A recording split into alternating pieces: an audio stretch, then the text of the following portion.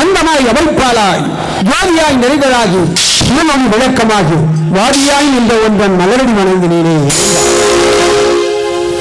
இறைவா எந்நாட்டவர்க்கும் இறைவா தென்னாடுவேலி சிவனே உமது பாதாரம் இன்னம் மணிந்து எனது பணியை தோன்று என்று வானாகி மண்ணாகி வழியாகி ஒளியாகி ஊனாகி உயிராகி உண்மையுமாய் இன்மையுமாய் கோனாகி யான் எனது எந்தவரவரை கூத்தாட்டுவானாகி என்றாயேன் சொல்லி வாழ்த்து ராமநாதபுரம் சமஸ்தானம் அதை ஆண்டு வந்த விஜய ரகுநாத சேதுபதி அவர்கள் அவர்களுக்கு 4 குழந்தைகள், 2 பெண் குழந்தை, 2 ஆண் குழந்தை. லட்சுமி நாச்சியார் என்றும் சீனி நாச்சியார் என்றும் 2 பெண் குழந்தைகள். ரங்கநாத சேதுபதி நான் தான் அந்த ரங்கநாத சேதுபதி. எனது தம்பி உடையன தேவனும். மொத்தம் 4 குழந்தைகள். நாங்கள் சிறுபிள்ளையாக இருக்கும்போது என் அக்கால் இருவரும் எனது அக்கால் மகன் தங்கவாணியை விரும்புவதால் இருவருமே அவர் ஒருவருக்கு திருமணம் செய்து வைத்தார் எனது தந்தை. அவர்களுக்கு ஒரே ஒரு குழந்தை, அதன் பேர் தான் கடலை அம்மாள். ராமநாதபுரத்தில் இருக்கின்ற ராமநாத சுவாமியை தரிசனம் செய்ய வேண்டும் என்று விரும்புகின்ற பக்தர்களுக்கு கடலில் செல்ல முடியாத சூழ்நிலை இருந்தது. அப்பொழுது அதற்காக படகுத்துறை ஏற்பாடு செய்து எனது தந்தையார் மக்களை எல்லாம் படகிலே ஏற்றி ராமநாத சுவாமியை தரிசிக்கின்ற ஒரு நல்ல காரியத்தை செய்தார். கவனிக்க வேண்டும் என்கின்ற எண்ணத்திலே தனது மருமகன் தண்டபாணியை அதற்கு பொறுப்பாக ஒப்படைத்தார். எந்தவித கட்டணமும் வசூல் செய்யக்கூடாது என்று உத்தரவிட்டு இருந்து தண்டபாணி அவர்கள் ஒரு பணம் பக்தர்களிடம் வசூல் செய்ததால் அவர் மனம் நொந்து போனது. விசாரித்தார், உண்மைதான் என்று விளங்கியது. தன் மகள் இருவரையும் அழைத்தார். அழைத்து இறை துரோகம் செய்பவரை என்ன செய்யலாம் என்று கேட்க யாராக இருந்தாலும் இறைவனுக்கு திரவம் விழுந்தால் ஒரு தலையை துண்டித்து விட வேண்டியதான் என்று அவர் கூறியதன் வாயிலாக மருமகன் என்றும் கூட பார்க்காமல் தலை துண்டிக்கப்பட்டது. தன் கணவன் தான் இந்த காரியத்தை செய்தார் என்கின்றதை அறியாத லட்சுமி நாச்சியாரும் சீனி நாச்சியாரும் தன் கணவன் இறந்தவுடன் நாம் ஏன் இனிமேல் இருக்க வேண்டும் என்று உடன்கட்டை ஏறினார்கள். அதுதான் அக்கால் மடம், இன்று நான் இருக்கின்ற இந்த தங்கச்சி மடம். சரித்திரத்திலே புகழ்பெற்ற ஊர், சிறப்புற்ற ஊர் இது. இந்த ஊரிலே இருக்கின்ற மக்களின் ரசனைகளை காணும் போது எனக்கு ஆச்சரியமாக இருக்கிறது. இவ்வளவு ஒரு ஊரில் ஊட்டத்தை நான் பார்த்தது. இவ்வளவு அன்பாக அமைதியாக இப்படி இருந்து பார்க்கிறீர்கள் என்றால் இந்த நாட்டை ஆள்கின்ற எனக்கு எவ்வளவு பெருமையாக இருக்கும். இந்த மண்ணை படைத்து அதில் என்னை படைத்து இந்த நாட்டை ஆளுகின்ற தகுதி எனக்கு இறைவன் தந்திருக்கிறார் என்றால் அவரை போற்றாமல் இருக்க முடியுமா? ஆண்டவன் ஒருவன்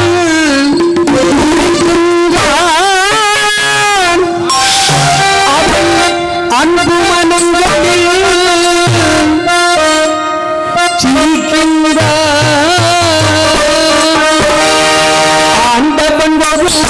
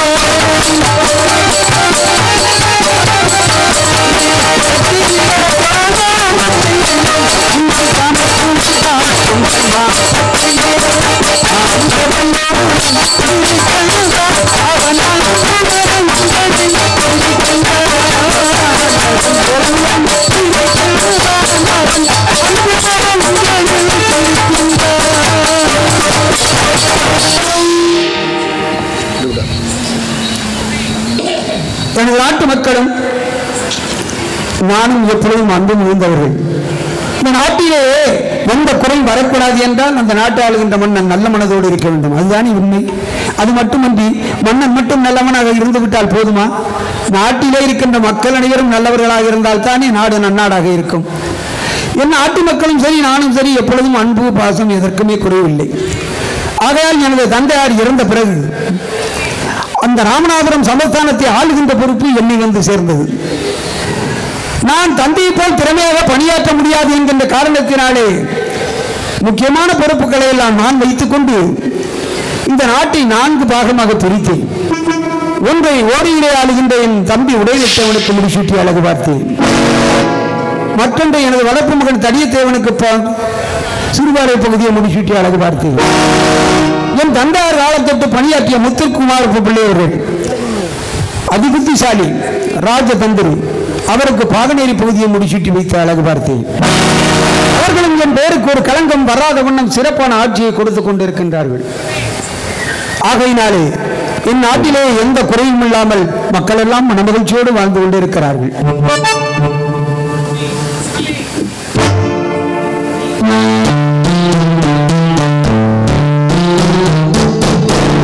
இப்படியாக சிறப்பாக நாடு அமைதியான பாதையிலே சென்று கொண்டிருக்கிறது.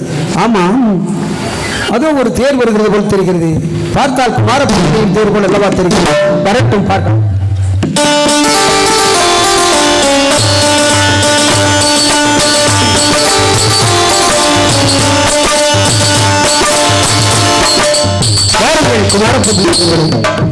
தாங்கள் என்னை காண வேண்டும் என்றால் எப்பொழுதும் முன்னறிப்பு செய்துவிட்டு தானே வருவீர்கள். இன்று வேறு அவசரமாகவும் யோகமாகவும் எந்த அறிவிப்பும் இன்றி வருவதை பார்த்தால் எனக்கு ஆச்சரியமாக இருக்கிறது. என்ன காரணம் என்று சிறந்தாழ்ந்த வணக்கம் மாமன்னர் அவர்களை ஏற்றுக்கொண்டேன். தாங்களை காண வேண்டும் என்றால் முன் அறிவிப்பு செய்துவிட்டுத்தான் வருவேன். ஆமா, ஆனால் இவ்வளவு அவசரமாக வந்திருக்கிறேன் என்றால் காரணம் இருக்கிறது மன்னர் அவர்களே. என்ன காரணம்? எமது பாகநேரி பகுதியிலே மிகப்பெரிய குழப்பம் நேர்ந்து விட்டது மன்னர் அவர்களே. என்ன குழப்பம்? ஒரு அந்நிய நாட்டவன் பெயர் அருளானந்தராம் எமது பகுதியிலே வந்து கிறிஸ்தவ மதம் என்கிற ஒரு போர்வையிலே ஒரு அது என்ன மதம்?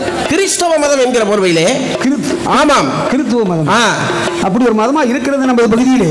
ஒரு புது வேதத்தை உருவாக்கி சரி மக்கள் மத்தியில ஒரு வேத கலாபனை செய்து மிகப்பெரிய குழப்பத்தை உருவாக்கி விட்டான் மன்னர் அவர்களே. அப்படியா? இதன் காரணமாக சரி நமது இந்துக்கள் ஆலயங்கள் தோறும் 6 கால பூஜைகள் நடைபெறவில்லை. ஆலயங்கள் தோறும் நடைபெற்று இருக்கின்றன. யாரும் கோவிலுக்கும் வருவதும் இல்லை. சரி, மக்கள் அனைவரும் அவன் பின் சாறை சாறையாக செல்லுகிறார்கள். இதற்கெல்லாம் என்ன காரணம் என்றால் அவன் செய்கின்ற ஒரு வித்தை. கண் இல்லாதவனுக்கு கண்ணொலியை கொடுக்கின்றான். சரி, காது கேட்காதவனுக்கு காது கேட்கும்படி செய்கிறான். கால் முடவனை நடக்க செய்கிறான். ஆக இது போன்ற ஒரு சில நோய்களை தீர்க்கிறது காரணத்தினாலே மக்கள் அனைவரும் அவன் பின்னால் சென்று விடுகிறார்கள். இதனால் நமது ஆலயங்கள் அனைத்தும் அடைபோய் விட்டன. ஆகவே நான் எமது ஒற்றர்கள் மூலமாக பிடித்து அவனை விசாரித்து இந்த மத போதகத்தை இங்கு செய்ய வேண்டாம், இங்கு ஆற்ற வேண்டாம், வேறு எங்காவது உங்களுடைய மத போதகத்தை ஆற்று என்று கண்டித்தேன். சிறு சிறு அச்சுறுத்தல் மூலியமாகவும் சொன்னேன், கூறினேன். அவன் ஏற்கவில்லை. ஆகவே தலையிருக்க வாழாடக்கூடாது என்பதற்காக தாங்களிடத்திலே கொண்டு வந்து சேர்த்து தாங்கள் அவனை தகுந்த முறையில் விசாரித்து இந்த நாட்டை விட்டு அவனை ஒழித்து கட்ட வேண்டும் என்ற ஒரு எண்ணம் என்னுடைய இங்கு கொண்டு வந்திருக்க. குமாரப்ப பிள்ளை அவர்களே, என்னுடைய தந்தார் விஜயரகநாத சேதுபதி அவர்கள் காலத்திலே தாங்கள் முதல் மந்திரி பொறுப்பேற்று சிறப்பாக தந்தையாருக்கு துணையாக நின்று ஆட்சி புரிந்தீர்கள். ஆமா மன்னர் அவர்களே, நீங்கள் நல்லவர், வல்லவர், சகல கலையையும் கற்றவர். எனக்கே ஜாமந்திரிகா லக்கணத்தை சொல்லி தந்ததே தாங்கள் தான். அது உண்மைதான். அப்படிப்பட்ட ஒரு திறமைசாலி. ஆராயாமல் எதையும் செய்ய மாட்டீர்கள். நன்றாக ஆராய்ந்துதான் எந்த முடிவுக்கு வந்திருப்பீர்கள். ஆனால் தாங்களால் தீர்க்க முடியாத பிரச்சனை, என்னால் தீர்க்க முடியாத பிரச்சனை, என்னால் தீர்க்க முடியாத பிரச்சனையை கூட தங்களிடம் வந்துதான் நான் கேட்டு ஆலோசித்து ஒரு முடிவெடுப்பேன். ஆனால் இன்று தங்களுக்கே ஒரு குழப்பம் என்றால் அது என்னையே ஆச்சரியப்பட செய்கிறது. சரி, இருந்தாலும் பார்க்கலாம். அந்த வேற்று நாட்டுக்காரனை அழைத்து வந்திருக்கிறீரா? அழைத்து வந்திருக்கிறேன். கூட்டி வாருங்கள் பார்க்கலாம். சங்கிலி தேவா, அந்த அருணானந்தர் இழுத்து வரும். இவன் தான் அவன்.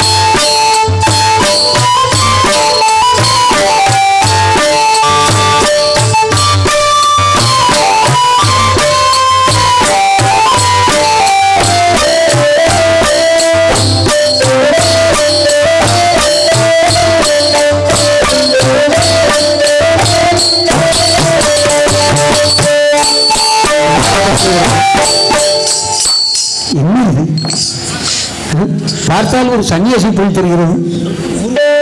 குழப்பங்களை செய்தார் என்று கூறுகிறீர்கள்.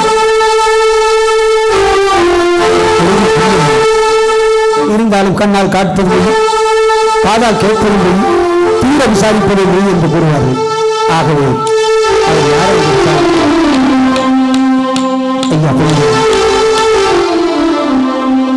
தாங்கள் யார்? எதற்காக இந்த பகுதியிலிருந்து ஏதோ எங்கள் பாகநேரி பகுதியிலே குழப்பங்களை செய்து கொண்டிருக்கிறீர்கள் என்று சகாக்கள் கூறுகிறார்கள். தாங்கள் யார்? எதற்காக வந்திருக்கிறீர்கள்? என்ன ஊரம்? எங்கிருந்து வந்தீர்கள் என்ற தண்ணீர் விளக்கத்தை பற்றி விளக்கமாக கூறினால் நான் தெரிந்து கொள்வேன் அல்லவா? திக்கட்டும் முரசு கொட்டி ஜெயக்கொடி நாட்டி ஏழை எளியவர் மீது பரிவு காட்டி வறுமையை விரட்டி வளமையை பெருக்கி சேதுக்கு பதியாய் சிலப்பதி காரணாய் மாமரர அரியணையில் வீட்டிலிருந்து மதிமுகரும் தங்கி மாற்றியிருக்கிறார். செங்கோல் விடித்து செழுமெழுகு ஆட்சி தந்து மக்கள் மனதில் நீங்கா இடம் பிடித்து வாழும் மாவேந்தரை காவலரை தங்களின் மேலான கவனத்திற்கு என் பணிவான வணக்கத்தை ஒளித்தாக்கிக் கொள்கிறேன். நான் வெள்ளைக்குளத்தில் இறைப்பணியில் திணைத்திருந்த போது குமாரப்ப பிள்ளை அவர்களின் ஆணைப்படி கைது செய்யப்பட்ட அவரது பலவித விசாரணைக்கும் சங்கிலித்தவரின் பற்பல உபாதைக்கும் நான் உட்படுத்தப்பட்டு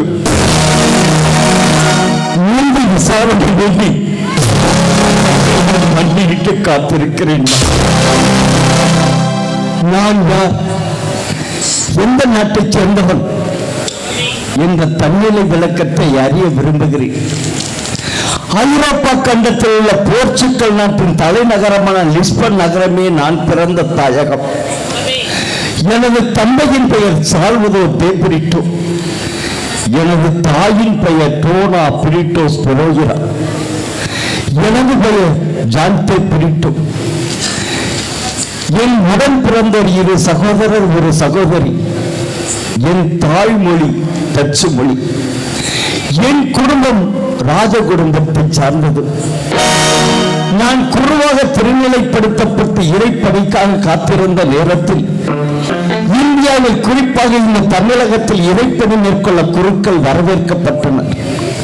அதன் பேரில் கடல் பயணம் மேற்கொண்டு கோவா வந்தடைந்து மதுரை மலபார் மண்டலில் இறை இணைப்பணியை முடித்துவிட்டு என சிரேஷ குருக்களின் ஆணைப்படி தஞ்சை தரணி முதல் ராமநாதர் கடைக்கோடி வரை பரவியுள்ள மரவ நாடு என்று சொல்ல உள்ளடங்கிய இந்த பகுதியில் தஞ்சையின் அருகில் உள்ள கொள்ளை என்று பெயர் பெற்று போர்ச்சுகலின் சாராம்சத்தில் கொலை என்று அழைக்கப்பட்ட சிற்றூருக்கு முதல் பங்கு பணியாளராக நான் நியமிக்கப்பட்டேன்.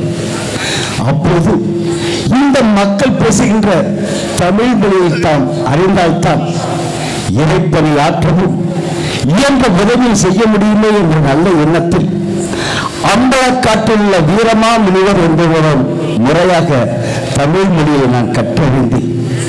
பிறகு என் பெயரை இவர்கள் பெயர் சொல்லி அழைக்க ஏதுவாக என் பெயரை மொழி மாற்றம் செய்து டச்சு மொழியில் எனக்கு வைத்த பெயர் ஜான்தே பிரிட்டோ. டச்சு மொழியில் ஜான் என்றால் தமிழ் மொழியில் அருள் என்பது பொருள்பட்டது. டச்சு மொழியில் தே பிரிட்டோ என்றால் தமிழ் மொழியில் ஆனந்தம் என்பது பொருள்பட்டது.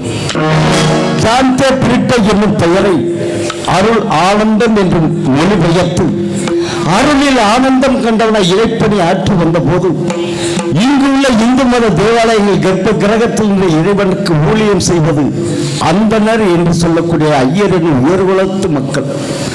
அவர்களை பார்த்து பழகிய நன்மக்கள் என் படியையும் என் உடல் தோற்றத்தையும் கணித்த இவர்கள் ஐயர் என்ற துணை பெயரை அருள் ஆனந்தம் என்ற என் பெயருடன் இணைத்து அருளானந்த ஐயர் என்று எல்லோராலும் அழைக்கப்பட்டேன். திக்கட்டும் சென்று திருமறையை போதியுங்கள் என்று சொன்ன எம்பெருமான் இயேசுவின் ஆணைக்கு அடிபணிந்து சேர்ந்த நாடையே சொந்த நாடாக கருதி இந்த சந்தித்த மக்களையே என் உறவுகளாக உரித்தாக்கி கொண்டு மக்களின் அகவிருளை அகற்றி அன்பிலே ஏற்றுமிக்க அயராது விளக்கும் இயேசு சபை அடியார் கூட்டத்தைச் சேர்ந்தவன் நான். இறைவனுக்காகவே இருப்பதும் இறைப்பணிக்காகவே நான் இயங்குவதும் என் தலை சிறந்த குருக்கள். இதுவே எனது தங்களை விளக்கம் அண்ணா. ஆஹா, வேற்றுக்காரன் வேற்று நாட்டுக்காரன் என்று கூறியவுடன் வேறு மொழியிலே பேசுவாரோ என்று நினைத்தால் தமிழிலே எவ்வளவு அழகாக நாம் கூட இவ்வளவு சுத்தமாக தமிழை உச்சரிப்போம் என்றால் நடவாது. ஆனால் எவ்வளவு அழகான தமிழ்! அவருடைய முக தோற்றத்தை பார்த்தாலே புரிகிறது. ஏதோ ஒரு தெய்வீக அருள் அவரிடம் இருக்கிறது. இருந்தாலும் எனது சகாக்கள் ஏதோ குற்றவாளி என்கிறார்கள். என்னை பொறுத்தவரை அவரை பார்த்தால் ஒரு நல்ல ஒரு பொருள் தான் தெரிகிறது. இருந்தாலும் விசாரிப்போம். சங்கிலி தேவா, அவருக்கு ஒரு இருக்கை ஏற்பாடு செய்து ஐயா புனிதரே, சற்று ஓய்வெடுங்கள். உங்களுக்கு சகாக்கள் உங்களை குற்றவாளி என்று கூறுகிறார்கள். இருந்தாலும் விசாரித்துக் கொள்கிறேன்.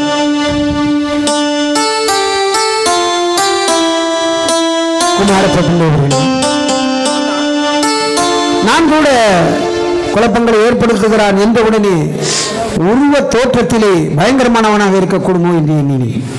அது இல்லை. ஆனால் அவரை பார்த்தால் ஏதோ ஒரு அருள் கொண்டவர், தெய்வீக பற்று கொண்டவர் என்பதை போல் தான் எனக்கு தெரிகிறது. ஆனால் இவர் நல்லவராகத்தான் என் கண்ணுக்கு தெரிகிறார். அவரை தீயவர் என்று நீங்கள் கூறுகிறீர்கள். நமது கலாச்சாரத்திற்கும் அவரது கலாச்சாரத்திற்கும் ஓரளவு ஒற்றுமையாகத்தான் போகிறது.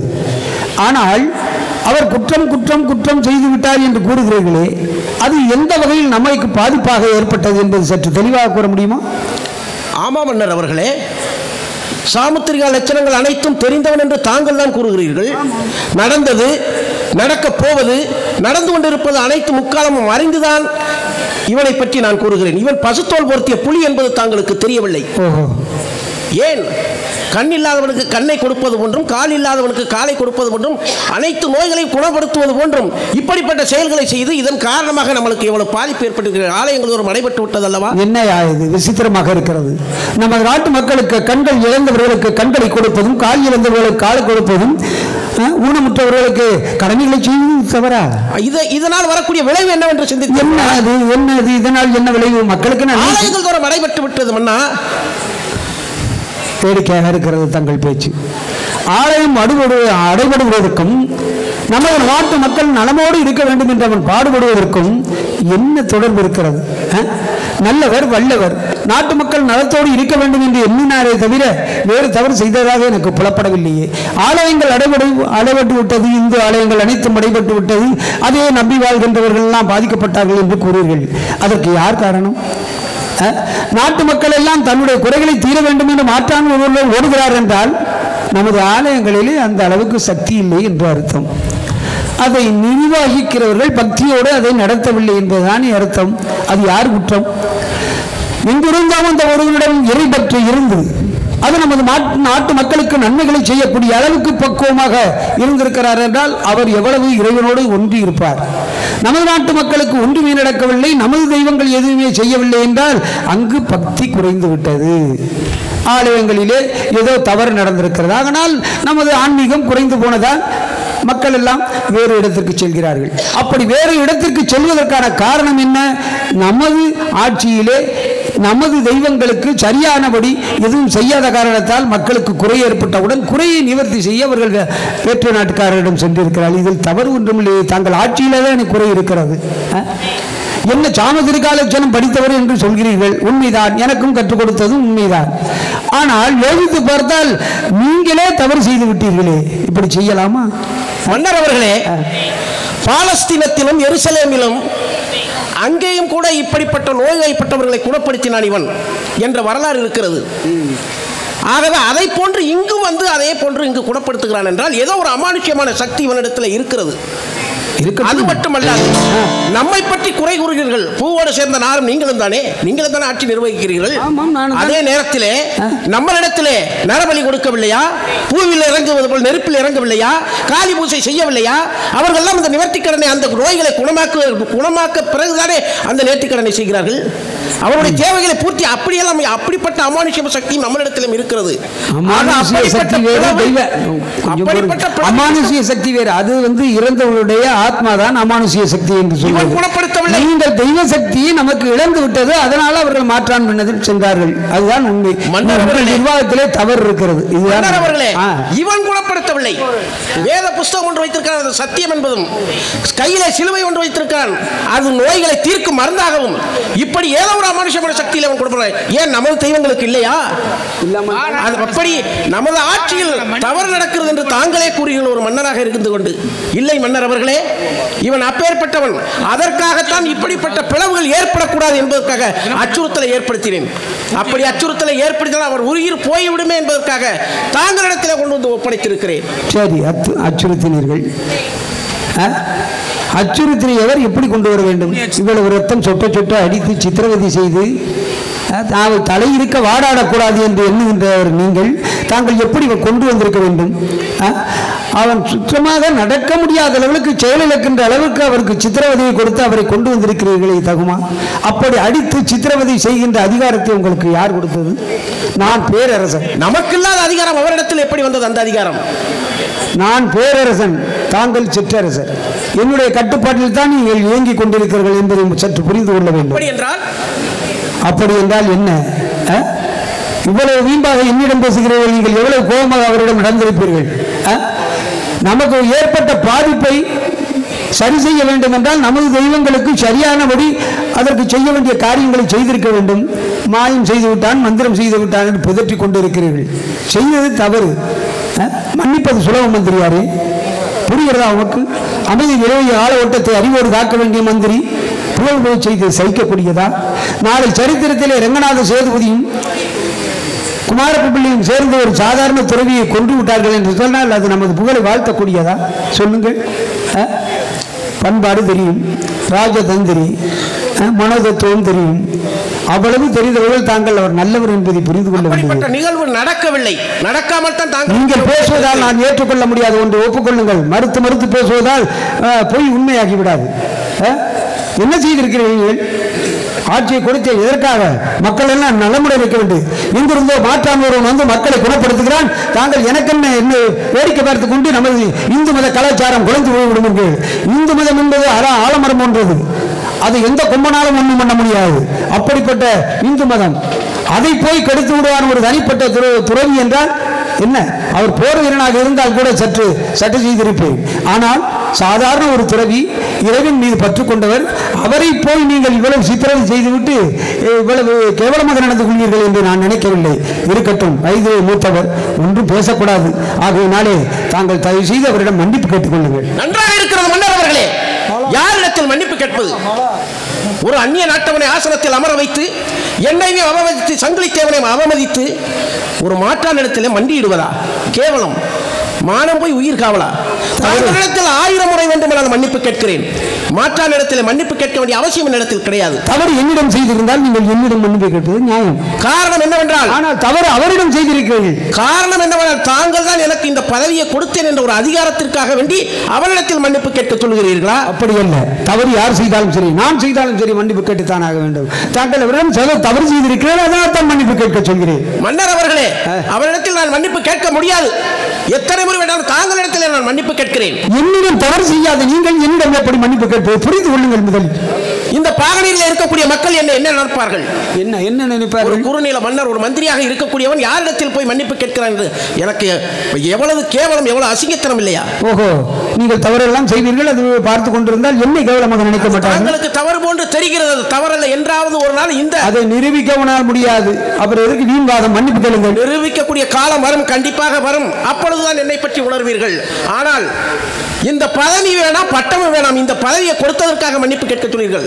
இந்த பதவி வேண்டாம், பட்டமும் வேண்டாம், என்றாவது ஒரு நாள் இந்த முத்து குமாரப்ப பிள்ளை பற்றி பிள்ளை இல்லையே என்று ஏங்குவீர்கள், உணர்வீர்கள். அப்பொழுதுதான் தெரியும் நான் வருகிறேன். என்ன முன்னதே, நான் தான் மன்னனாக முடிசூட்டி வைத்தேன். ஆனால் என்னையுமே பிரதிவாதம் செய்துவிட்டு போகிறாரே, இவருக்கு எவ்வளவு ஒரு துணிவு! பதவி சுகத்தை இழந்தவனை நான் பார்த்துத்தான் இருக்கிறேன்.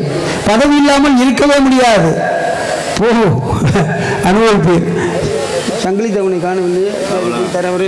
சரி ஐயா புனிதரே, எனது சகாக்கள் ஏதோ தவறு செய்து விட்டார்கள் என்று எண்ணுகிறேன். உங்களை புரிந்து கொள்ளாதவர்கள், மக்களுக்கு நன்மை செய்யக்கூடிய யாராக இருந்தாலும் நல்லவரே நான் போற்றுகின்றேன். ஏதேனும் என்னையும் அறியாமல் என் பகுதியிலே தவறு செய்து விட்டார்கள் சகாக்கள், அவர்கள் சார்பாக தங்களிடம் மன்னிப்பு கேட்டுக்கொள்கிறேன் தவறு இருந்தால். ஆமாம், எனது நாட்டு மக்களுக்கு நிறைய கருத்துக்களை சொன்னதாக கேள்விப்பட்டேன். நிறைய குணப்படுத்தி இருக்கிறீர்கள், வியாதிகளை எல்லாம் செய்திருக்கிறீர்கள், மக்களுக்கு வேண்டிய உதவிகளை எல்லாம் செய்திருக்கிறீர்கள் என்றும் கேள்விப்பட்டேன். என் நாட்டு மக்களுக்கு ஒருவர் நல்லது செய்கிறார் என்றால் அவரை வாழ்த்த வேண்டுமே தவிர தூற்றக்கூடாது. ஆகையினாலே இன்னும் தங்களிடம் ஏதோ என் மக்களுக்கு தேவைப்படுவது என்ன அறிவுரைகளும் இருக்கிறது என்று எண்ணுகிறேன். ஆகையால் தங்களுடைய அந்த போதனைகள், அந்த வேதனை தீர்க்கக்கூடிய சாதனைகள் அனைத்தையும் தாங்கள் சற்று தெளிவாக சொன்னால் விளங்கிக் கொள்வேன் அல்லவா? பசித்தவன் புசிக்க வேண்டும், தாகத்தில் திணைத்தவன் தண்ணீர் அருந்த வேண்டும் என்பது சாலச் சிறந்தது. தாங்களே மனம் விரும்பி என் மதத்தின் மறை விளக்கத்தை வினவின போது எடுத்துரைக்க நான் சித்தமாய் இருக்கிறேன்.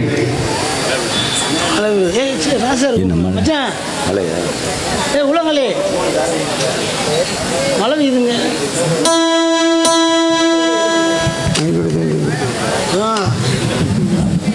கீபோர்டு உலகளே கீபோர்டு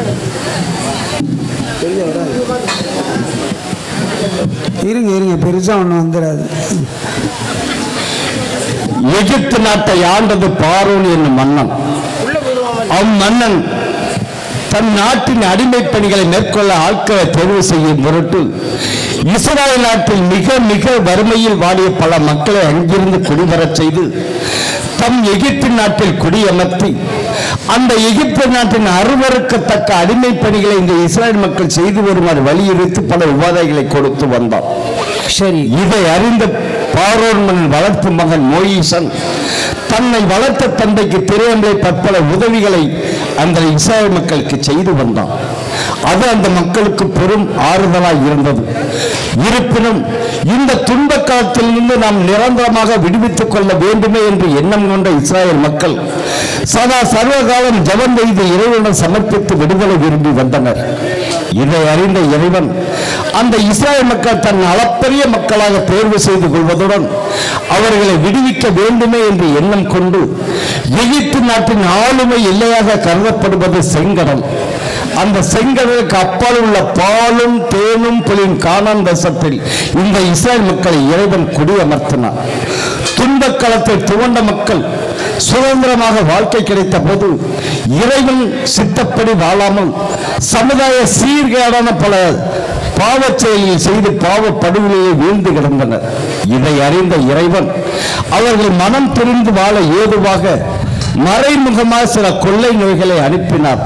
அதையும் அந்த மக்கள் கண்டிராமல் மீண்டும் மீண்டும் பாவச் செயலில் ஈடுபட்டு வந்ததால் சீனாய் மலையில் கற்பலகையில் 10 கட்டளையை இறைவன் வடிவமைத்து அதை மோயிசனிடம் கொடுத்து இந்த 10 கட்டளைப்படி இஸ்ரேல் மக்கள் வாழ வேண்டும் என்று அறிவுறுத்தினார். அது என்ன கட்டளை? அது என்ன ஒன்று புரியவில்லை எனக்கு. அதாவது முதல் கட்டளை, உங்கள் கர்த்தாவாகிய சர்வேஸ்வர நாமே, நம்மை தவிர உமக்கு வேறு தெய்வம் இல்லை என்பதாகும். தாய் தந்தைகள் பல பிள்ளைகளை பெற்று பேணி பாதுகாத்து அவர்கள் வாழ்க்கை தர இப்படித்தான் அமைய வேண்டும் என்று கங்கணம் கட்டிக்கொண்டு தன் உடல் பொருள் ஆவி அனைத்தையும் செலவழித்து திருநிலைப்படுத்துகிறார்கள். அப்படி திருநிலைப்படுத்தப்பட்ட பின் அந்த பிள்ளைகளோ நம்மை இந்த உலகிற்கு வெளிக்கொணர்ந்து பெற்ற தாய் தந்தை தான் முதல் தெய்வம் என்று அவர்களை வழிபட்டு அவர்களுக்கு செலுத்த வேண்டிய அன்பு பாசம் உத்தான கடமையை செலுத்தாமல் குடும்பத்தின் புதிய வரவிற்கு புறம் போட்டுக் கொண்டு பெற்றவர்களை புறக்கணிப்பது போல இந்த உலகத்தை நம்மளையும் படைத்து காத்து வரும் இறைவன் ஒருவனை என்று கருத்தில் கொண்டு வணங்காமல் இறைவன் படைப்பிலே உருவான நிலம், நீர், நெருப்பு, காற்று, ஆகாயம் என்று சொல்லக்கூடிய பஞ்சபூதத்தினுள்ளே பல தெய்வங்களை வணங்கக்கூடாது. ஒன்றே குலம், ஒருவனே தேவன் என்பதை எடுத்துரைக்கிறார். இரண்டாவது கட்டளை இறைவனுடைய திருநாமத்தை வீணாக சொல்லாதிருப்பாயாக என்பதாகும். அது என்ன வீணாக சொல்லாமல்? இறைவனுடைய திருப்பெயரை போற்றுவதற்கும் புகழ்வதற்கும் வணங்குவதற்கும் வாழ்த்துவதற்கும் மட்டுமே பயன்படுத்த வேண்டும். அனைவருக்கு சாஸ்தானின் சிருஷ்டிகளான செய்வினை, பில்லி, சூரியன், ஏவல் போன்ற காரியங்கள் செய்வதற்கு இறைவன் பெயரை சொல்லி அழைக்க கூடாது என்பதாகும். இறைவனுடைய மூன்றாவது கட்டளை இறைவனுடைய திருநாட்களை முறையாக அனுசரிக்க வேண்டும் என்பதாகும். இறைவனுடைய திருநாட்கள் என்பது படைப்பு காலம். படைப்பு காலம் என்பது 7 நாட்கள். சரி. வாரத்தின் முதல் நாள் இறைவன் இருளில் இருந்து ஒளியை பிரித்தெடுத்தார். சரி. இருளுக்கு இரவென்றும் ஒளிக்கு பகல் என்றும் பெயரிட்டார். இரண்டாவது மேலிருந்து கீழ் வரையான வானவெளியில் குறுக்கை பிளவை உண்டாக்கி மேல் பகுதியை ஆகாயம் என்றும் கீழ்ப்பகுதியை பூமி என்றும் படைத்தார். மூன்றாம் நாள் பூமி முழுவதும் பரவிருந்த நீர்த்திரையில் 3 நீர் ஒன்று சேரவும் ஒருபுறம் காய்ந்த தலையும் தோன்றும்படி செய்தார். அவ்வாறு ஒன்று சேர்ந்த நீர்த்திரைக்கு கடல் என்றும் காய்ந்த வரைக்கு நிலம் என்றும் பெயரிட்டு அந்த நிலத்தில் தத்தம் இனத்தின்படி முளைக்கக்கூடிய புல் போன்ற செடி கொடிகளை முளைக்க செய்தார். நான்காம் நாள் பகலையால கொடிய சுடரும் சூரியனையும் இரவையால குளுமையான சுடரும் சந்திரனை இறைவன் படைத்து சூரியன் சந்திரன் இருவரையும் இந்த பூமி ஒரு முறை சுற்றி வந்தால் ஒரு நாள் என்று கணக்கிட்டு நாட்களையும் நேரத்தையும் கணக்கிட்டு வாழும்படி வழி செய்தார். ஐந்தாம் நாள் 5 ஜீவன்களையும் 3 ஜீவன்களையும் 4 ஜீவன்களையும் படைத்தார். 6ஆம் நாள் முற்பொழுதில் 5 ஜீவன்களையும் பிற்பொழுதில் 6 ஜீவன்களையும் படைத்தார். சரி. 1 ஜீவன் என்று தொட்டால் மட்டும் உணரக்கூடிய புல் பூண்டு செடி கொடி வகைகள். சரி. 2 ஜீவன் என்பது கண்ணால் பார்ப்பதும் உடம்பால் உணர்வதுமான நீர்வாழ் உயிரினங்கள். 3 ஜீவன் என்பது கண்ணால் பார்ப்பதும் உடம்பால் உணர்வதும் நாவின் துணையோடு உண்பதுமான தரைவாழ் ஊர்வன போன்ற பிராணிகள். 4 ஜீவன் என்பது கண்ணால் பார்ப்பது, காதால் கேட்பது, உடம்பால் உணர்வது, நாவின் துணையோடு உண்பது பறவை இனங்கள். சரி. 5 ஜீவன் என்பது கண்ணால் பார்ப்பது, காதால் கேட்பது, உடம்பால் உணர்வது, நாவின் துணையோடு மூக்கால் நுகர்வது கால்நடை பிராணிகள். 6 ஜீவன் என்பது இந்த 5 அறிவுடன் பேசி பெயர்ந்து பிறருக்கு புரியக்கூடிய எடுத்துரைக்கின்ற பகுத்தறிவை மானிட பிறவி என்னும் மனிதனுக்கு 6வது அறிவாக படைத்தார். சரி. இறைவன படைத்த அனைத்தை உற்று நோக்கினார். நலமாக இருந்திருக்கின்ற பெருமிதம் கொண்டு இறைவன் ஓய்வெடுத்தார். அந்த இறைவன் ஓய்வெடுத்த நாளை இறைவனால் படைக்கப்பட்ட பரம்பொருள் அனைத்தும் நாளையும் சென்று வழிபடவும் எமது மத ஆச்சாரப்படி கூற வேண்டும் என்றால் ஞாயிற்றுக்கிழமையில் முழு திருப்பலி காண்பதும் கடந்த நாட்களில் ஒரு சந்தை அனுசரிப்பதும் மதச்சடங்கில் நாட்களில் முழுமையான சடங்கில் பல்லுங்கு கொள்ள வேண்டும் என்பதை எடுத்துரைக்கிறோம். 4வது கட்டளை தாய் தந்தையை பேணி பாதுகாக்க வேண்டும் என்பதாகும். ஆமாம். இறைவன் படைத்த ஓரறிவு, ஈரறிவு, 3 அறிவு, 4 ஜீவன்கள் இறைவன் ஆயுள் நிர்ணயம் செய்தபின் 5 ஜீவன்கள் இறைவன் அழைத்து தலா 40 வயது என்று ஆயுள் நிர்ணயம் செய்தார். அப்பொழுது 6 ஜீவனான மனிதன் 5 ஜீவன் கூட இருந்து கொண்டு எனக்கு எவ்வளவு காலம் இறைவன் ஆயுள் என்று முறையிட்டான் இறைவனிடம். இறைவன ஒவ்வொரு அறிவு ஜீவன்கள் தனித்தனி அழைத்து அதன் உடல்நிலை தகுதிக்கு ஏற்ற போல ஆயுள் நிர்ணயம் செய்து கொண்டிருந்தேன். 6 ஜீவனான உன்னை ஆயுள் நிர்ணயம் செய்ய அழைக்கும் 5 ஜீவன் கூட இருந்தால் உங்களுக்கு 40 வயதா என்று திருவாய் மொழிந்தார். மனிதன் போராடினான். நான் மாநில பிறவி, மனித பிறவி. சரி. நீ படைத்த படைப்புகள் ஆதாரமாக திகழ்வதே நான் தான். ஆகவே எனக்கு ஆயுளை அதிகரித்து கொடு என்று இறைவனிடம் மனிதன் மன்றாடினான். சரி. அப்பொழுது இறைவனோ கொடுத்ததுதான். வேண்டுமென்றால் எந்த ஜீவராசிகளுக்கு ஆயுள் நிர்ணயம் செய்த போது கூட இருந்தாயோ அதனிடம் கெஞ்சி பெற்றுக்கொள் என்று திருவாய்மொழி சட்டத்தை முடித்து விட்டார். மனிதன் வேறு வழியின்றி முதலில் நாயை பிடித்துக் கொண்டார். இறைவன் உன்னை காட்டு விலங்காக படைத்தாலும் வீட்டு விலங்காக வைத்து உணவளித்து உறவிடம் கொடுத்து பாதுகாத்துக் கொள்கிறேன். இறைவன் கொடுத்த 40 வேலி 20 என கொடு என்று கெஞ்சி பெறுகிறான். அதேபோல் மனிதன் கழுதையிடமும் 20 வயதை கெஞ்சி பெறுகிறான். அதேபோல் குரங்கிடமும் மனிதன் 20 வயதை கெஞ்சி பெற்றான். சரி, மற்ற விலங்குகள் பார்த்தது இந்த மனிதனுடன் இருந்த நமது ஆயுளை பறித்து விடுவார் என்று காட்டுக்குள் ஓடி ஒளிந்து கொண்டது. அதுதான் மனிதன் 40 வயது வரை நலமுடன் நல் மனித குலத்துடன் மனிதனாக விளங்குவான். 40 முதல் 60 வயது மனிதன் நாயுடன் கடன் வாங்கிய வயது. அந்த காலத்தில் எப்படி படிக்கப்படுகின்ற பழமொழி சொல்வார், நாய்க்கு வேலை இருக்காது, உட்கார்ந்து சாப்பிட நேரம் இருக்காது, சுற்றி கொண்டே தெரியும் என்பது. ஆகவே அந்த நாயின் வயதில் வாழுகின்ற பெற்றோர்கள் அலுவல் காரணமாக ஆத்திரத்துக்கு உட்பட்டு பிற மனிதனம் நாய் போல் எரிச்சலான கோபத்தை வெளிப்படுத்துவார். உண்மைதான். ஆமாம், அதுதான் மனிதனுக்கு 40 வயதில் நாய்க்குணம் வந்துவிட்டது என்பார்கள். 60 முதல் 80 வயது வரை மனிதன் கழுதையிடம் கடன் வாங்கிய வயது.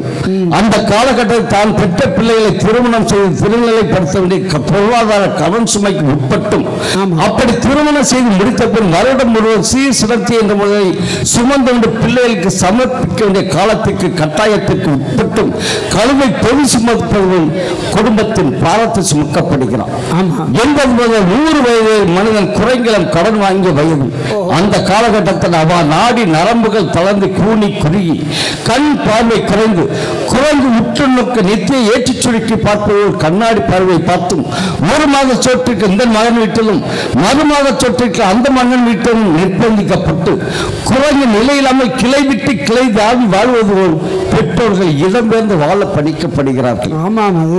ஆகவே 40 வயதில் நலமிக்க தாய் தந்தைக்கு நலவார்ந்த பிள்ளைகளாகவும் நாயின் குலத்தில் வாழ்கின்ற பெற்றோரை வெளிப்படுத்துகின்ற கோபத்தை பொருட்படுத்தாமலும் கழுதையின் வயதில் வாழ்கின்ற பெற்றோர்கள் குடும்பத்தின் பாவத்தை சுமக்கின்ற போது சேர்ந்து சுமக்கக்கூடிய சுமை தாங்கியாகவும் குரங்கின் வயதில் வாழ்கின்ற பெற்றோர் ஓரிடத்தில் வைத்து உற்றாத கடமை ஆற்ற வேண்டும் என்பதை எடுத்துரைக்கிறோம்.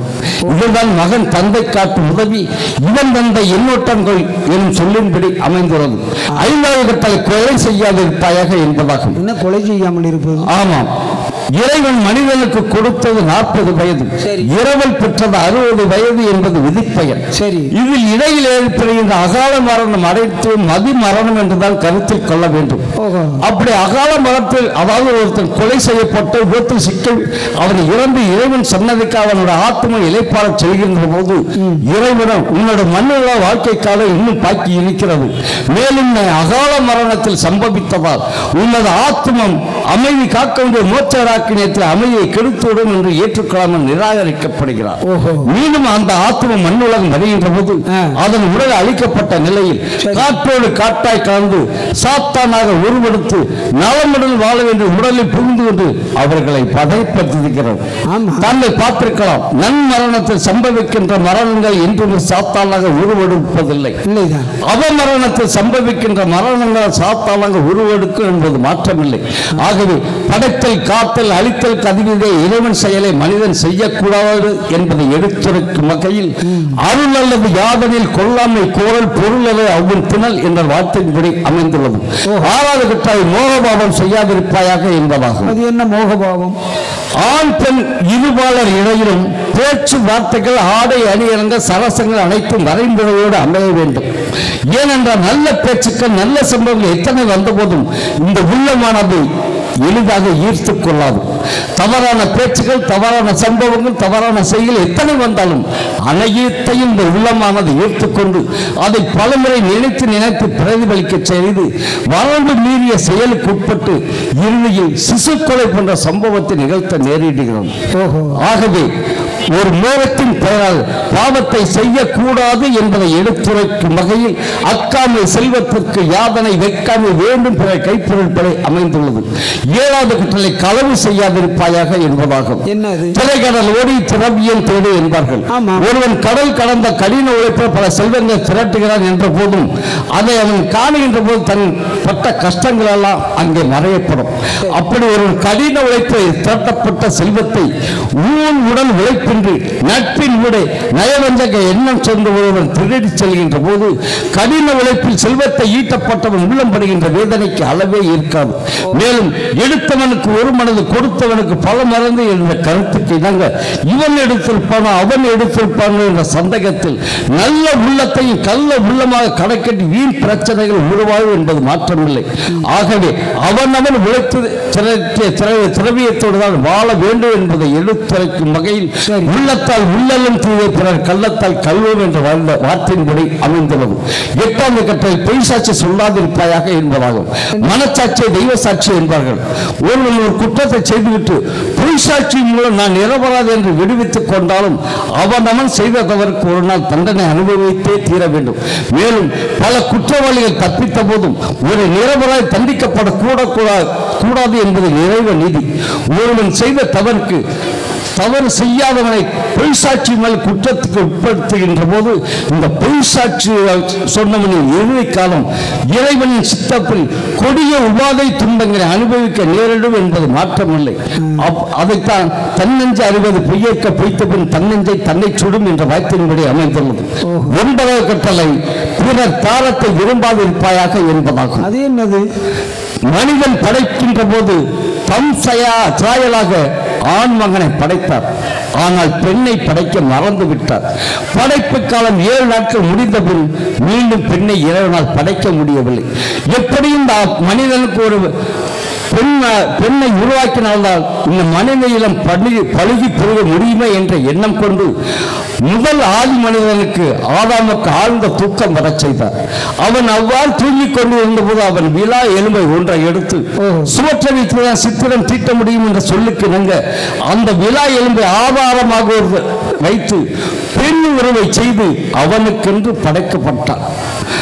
ஆண்மணி விழா எலும்பிலுமே ஒரு பெண்ணை உருவாக்கினார் இறைவன் என்பது பல சாட்சியங்கள் நிரூபிக்கப்பட்டிருக்கிறது. என்ன நிரூபிக்கப்பட்டிருக்கிறது? தங்களை மத ஆச்சாரப்படி ஒரு ஆணும் பெண்ணும் இறந்து விட்டால் அடக்க செய்ய பேர் செய்வீர்கள் அல்லவா? குறுக்கை வைத்து கட்டப்படுகின்ற கம்புகளை எண்ணி பாருங்கள். ஆண்களுக்கு 7 கம்பு வைத்து கட்டுவார்கள், பெண்களுக்கு 8 கம்பு வைத்து கட்டுவார்கள்.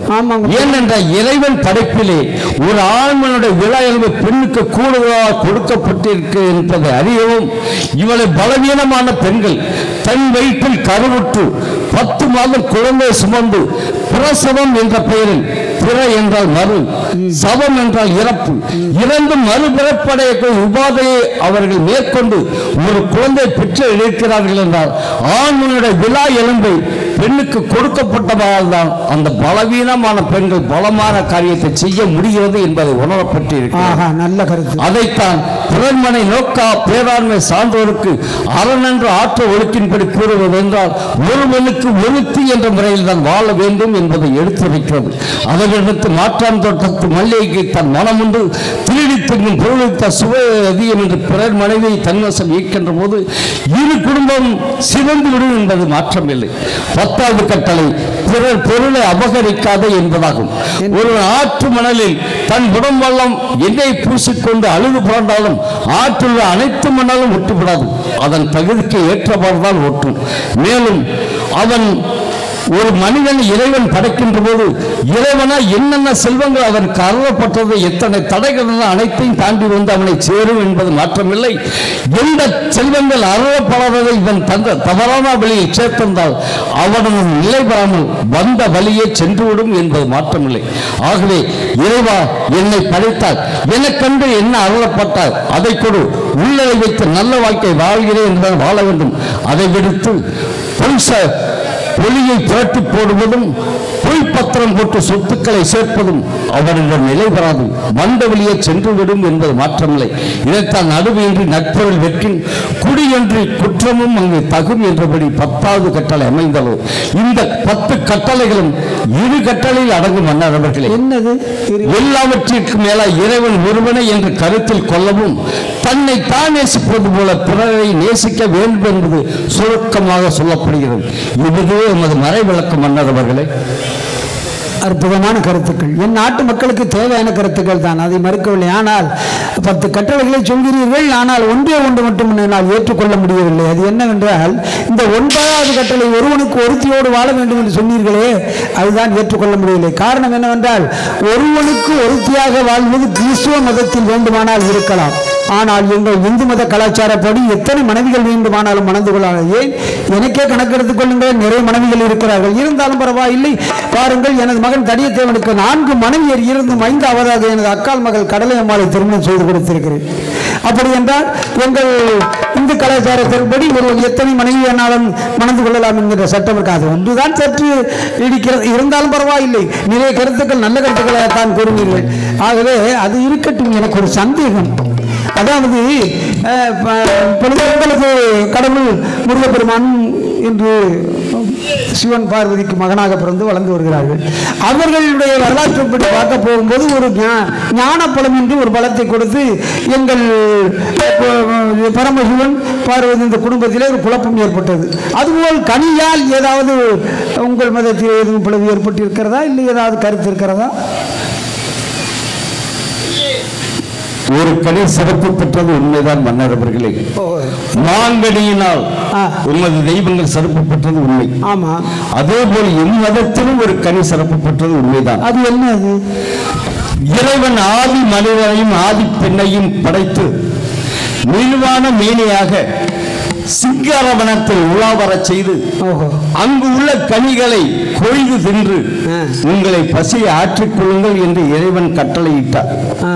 அதே போல அந்த ஆதி மனிதனும் ஆதி பெண்ணும் சிங்கார வனத்தில் உள்ள கனிகளை பறித்து தின்று பசியை ஆற்றிக் கொண்டு இருந்தார்கள். சரி, ஆனால் இறைவனோ ஒரே ஒரு கனியை மட்டும் சுட்டி காட்டி இந்த கனியை மட்டும் கொய்து திங்காதீர்கள் என்று இருவருக்கும் விலக்கு அளித்திருந்தார். சரி, அந்த மரத்தில் கனியில் ஒன்று ஏராளமாக பழுத்து மரத்திலே இருந்தது.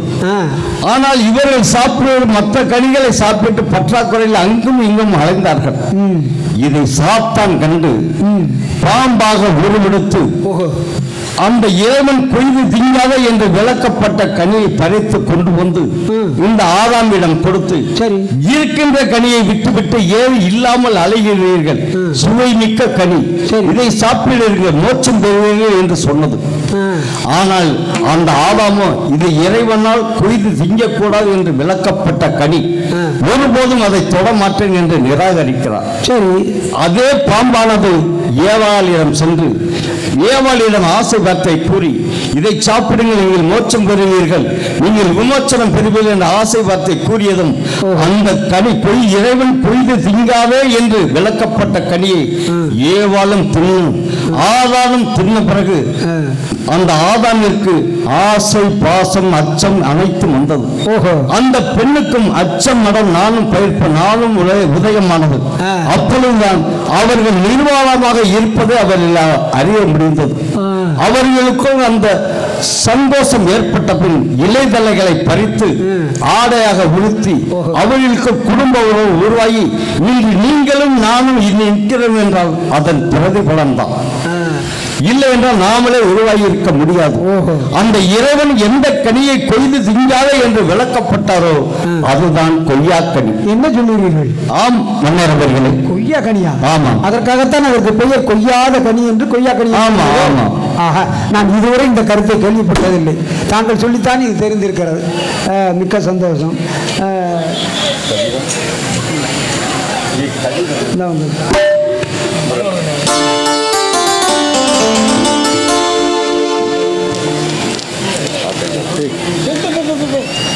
எனக்கு வந்த கடிதம் இல்ல, தங்களுக்கு வந்தது. மன்னர் அவர்களே, தங்கள் முன் கைதியாக நான் பணிக்கப்பட்டேன். ஆமாம், அன்பு காட்டி அரவணைத்து பாராட்டினீர்கள். என் மதத்தின் மறைவிளக்கத்தை தங்களை எழுதக்கூடியது போல இன்னும் சில காலம் உங்களுடன் தங்கியிருந்து தங்களிடமிருந்து ஏறான கருத்து செல்வங்களை பெற வேண்டும் என்று ஆவல் கொண்ட போதும் விதிவசம் வேறாக அமைந்துவிட்டது. மன்னர் அவர்களே, என்னது? நான் உடனே மதுரை வர வேண்டுமாம். அங்கிருந்த இறைப்பணி காரியமாக என் தாயகம் போர்ச்சுகல் நாடு செல்ல வேண்டும் என்று வெளிப்பணியாக என்னை நியமித்து எனது சிரேஷ்ட குழுக்கள் அவர்கள் கடிதம் அனுப்பியுள்ளார்கள் மன்னர் அவர்களே. எப்படி கூறிவிட்டீர்கள்? தாங்கள் என்னோடு இருப்பீர்கள், என்னுடைய நாட்டு மக்களுக்கு இன்னும் நல்ல கருத்துக்களை எடுத்து கூறுவீர்கள் என்று ஆசையோடு காத்திருந்தேன். தங்களை என் பக்கத்திலே அரியணையில் வைத்துக் கொள்ளலாம் என்று யோசித்துக் கொண்டிருக்கின்ற வேளையில் இப்படி தவறான ஒரு கருத்தை சொல்கிறீர்களே, தாங்கள் அதை மறுத்து எதையும் செய்யக்கூடாதா? நிச்சயமாக எனது சிரேஷ்ட குழுக்களின் ஆணைக்கு அடிபணிந்தே ஆக வேண்டும் மன்னர் அவர்களே. அப்படியா? சரி, செல்லுங்கள், சென்று வாருங்கள். ஆனால் மீண்டும் வரும்போது எனது உற்ற நண்பனாக, உயிர் தோழனாக இதுபோல் தத்துவ கருத்துக்களை எனது மக்களுக்கு எடுத்துச் சொல்லக்கூடிய வகையிலே அன்போடும் பாசத்தோடும் வருவீர்கள் என்று எதிர்பார்க்கிறேன். பாருங்கள், அரண்மனைக்கு செல்லலாம். இறைவன் சித்தம் எதுவோ அதுவே உரிய நேரத்தில் நிறைவேறும் மன்னர் அவர்களே.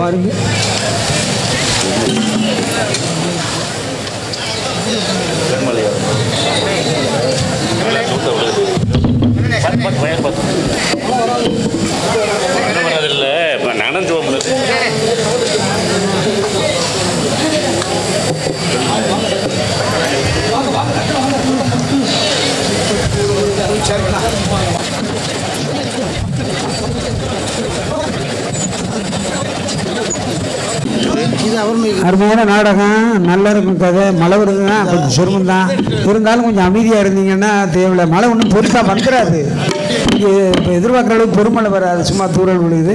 எல்லாரும் அமைதியாக அங்கே பாருங்க, நாடகம் தொடரட்டும். கடைசியாக அருளானந்தரை எப்படி கொள்றாங்க, அது என்ன விளைவு, அது எதுக்காக கொள்றாங்க, அவர் கொல்லப்படுகிறார் என்று அதை தெரிந்து கொள்ள வேண்டும். அவசியம் எல்லோரும் அதை தெரிந்து கொள்ள வேண்டும். எப்படி அவருடைய வரலாற்று நாடகமாகவே அமைதியாக இருந்து நாடகத்தை கண்டுகளித்து செல்லுமாறு உங்களை அன்போடு கேட்டுக்கொள்கிறோம்.